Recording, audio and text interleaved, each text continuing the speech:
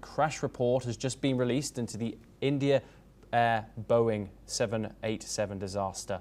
The world's deadliest aviation accident occurred in over a decade.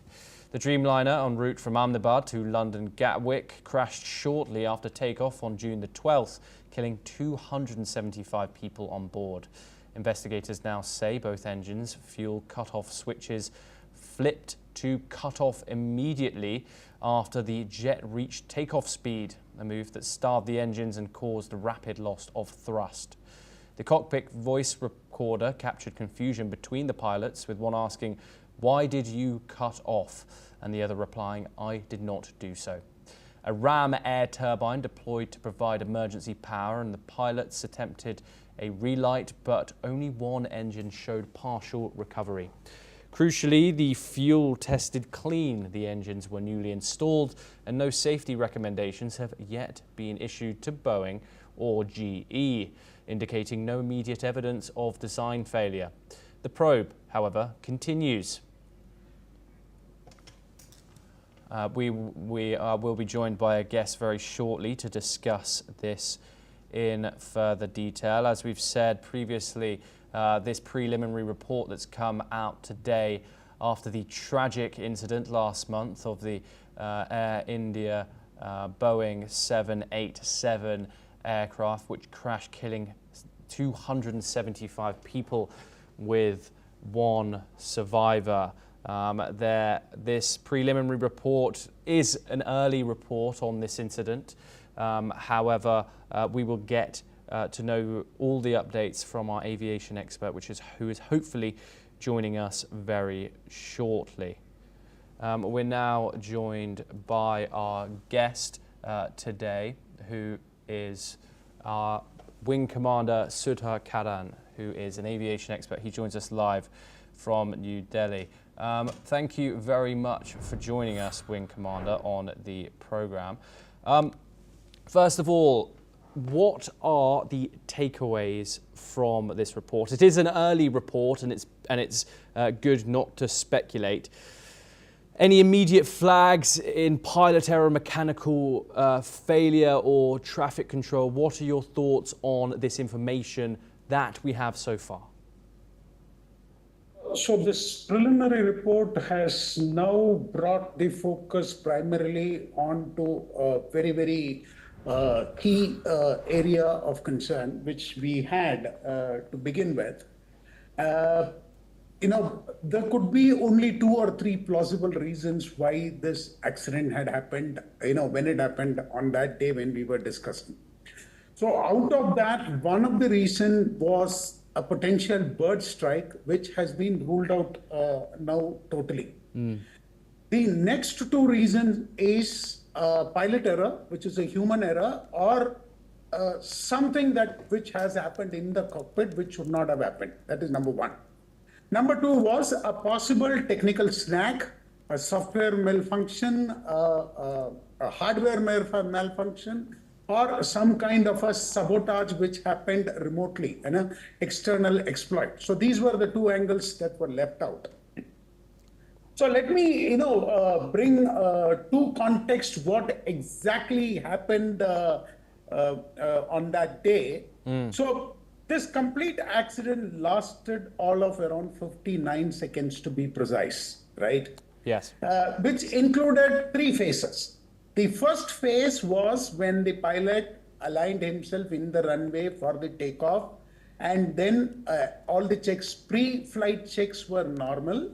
And then the pilot, started from idle to, the throttle going to the full position, wherein the engine attained its maximum speed.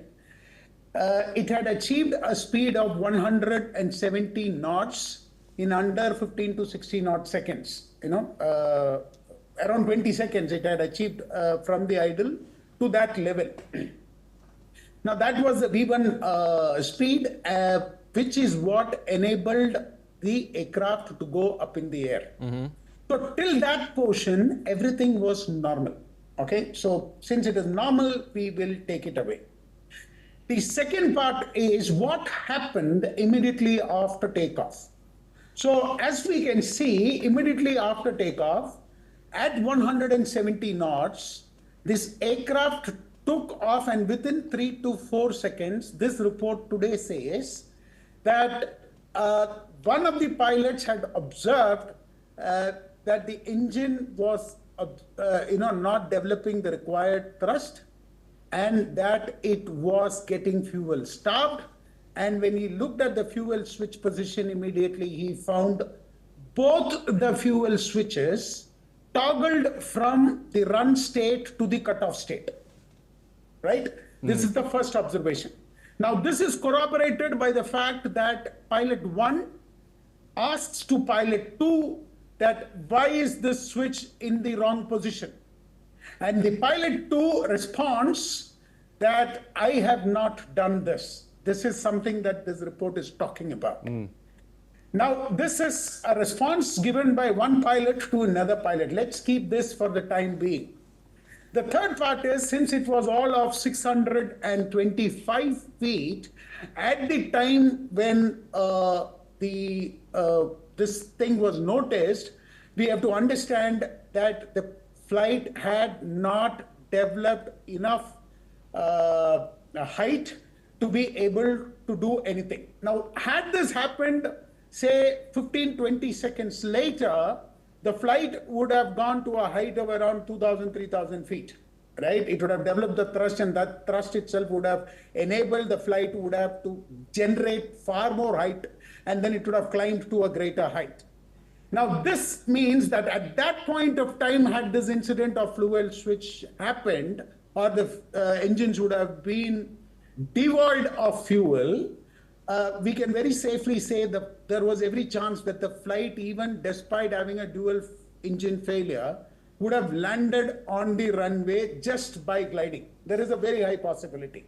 But here at 625 feet, this has not happened. So this gives rise to a very, very important question. This is what we need to focus on.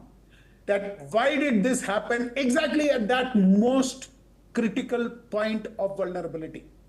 At 625 feet, there is nothing that an aircraft can do. It is just going to come down like a stone, which is what eventually it did. Now, when the pilot observed this, the pilot flips both the fuel control switches from the state of off to on, which means it clearly shows that both the pilots were not involved in this. One pilot wanted to bring the engine back to life. There is also this report which talks about one engine developing, getting relighted and developing the power, and the other engine not responding. This is when the thrust was not found adequate, and the aircraft was losing height to around 900 to 1,000 feet per minute, and then eventually it came down, and this accident happened because it went and hit a building. Now, this is what has happened. So, which means the focus is on why did that switch go on at that critical point from a run state to a cutoff state, and how did it happen, and what were the sequence of events that led to this. Now, let me come to this, because this is where our focus is. Now, if the engine doesn't get the fuel, it is common sense that it is not going to develop thrust. And then the pilot has reported lack of thrust, and then the mayday call has come, and then finally this accident has happened. So, which means, so there are only two possibilities. Did the other pilot switch it off, or did something within the hardware or software lead to this situation? Now, this is where I will take you to the design of the Boeing aircraft, wherein the Boeing aircraft's fuel switches are specifically designed with the human-in-loop philosophy, which means unless and until a human doesn't deliberately change the position, there is no way that the switches can change the position. That's what is as per the Boeing manual. Now, if you look at the construct or the design of the switches itself, you will find that the switches are not normal switches. It requires a security lever to be operated, which will then allow the switch to go from one position to another position.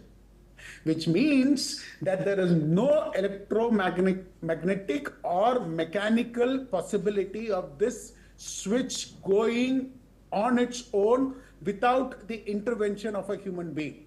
Now, this is the point that we need to note. If we look deep down, we will also find that this switch could be switched off by the pilot if in case the EICAS, which is the engine automatic control regime, and the FEDEC, which are the ones which will give you warning signals. Like Boeing has given advisories in the past.